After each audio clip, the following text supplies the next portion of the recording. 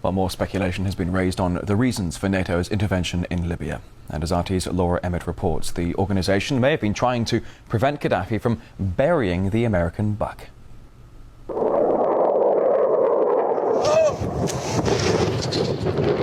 According to some, it's about protecting civilians. We must not tolerate this regime using military force against its own people. Others say it's about oil. The only reason they're interested with Libya is about the oil. You'd think we'd be in Iraq if the major export there was broccoli. But some are convinced intervention in Libya is all about currency, specifically Gaddafi's plan to introduce the gold dinar, a single African currency made from gold, a true sharing of the wealth. It's one of these things that you have to plan almost in secret, because as soon as you say you're going to change over from the dollar to something else, you're going to be targeted. There were two conferences on this. One in '96 and another one in the year 2000, called the World Mataba Conference, organised by Gaddafi. And everybody was interested.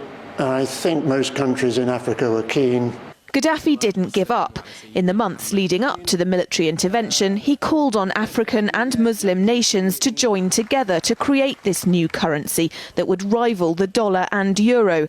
They would sell oil and other resources around the world only for gold dinars. It's an idea that would shift the economic balance of the world. Countries' wealth would depend on how much gold they have, not how many dollars they trade. And Libya has 144 tons of gold. The UK has double that, but 10 times the population. If Gaddafi had an intent to try to reprice his oil or whatever else the country was selling in the global markets and accept something else as a currency, or maybe launch a gold dinar currency, any move such as that would certainly not be welcomed by the power elite today who are responsible for controlling the world's central banks. So yes, that would certainly be something that would cause his immediate dismissal and the need for other reasons to be brought forth for removing him from power. It's happened before. In 2000, Saddam Hussein announced Iraqi oil would be traded in euros, not dollars. Sanctions and an invasion followed. Some say because the Americans were desperate to prevent OPEC from transferring oil trading in all its member countries to the euro. The UK's gold is kept here in a secure vault somewhere in the depths of the Bank of England.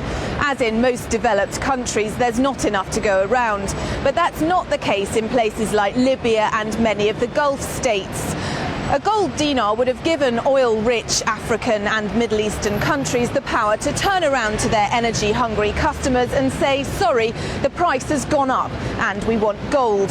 Some say the US and its NATO allies literally couldn't afford to let that happen. Laura Emmett, RT, London.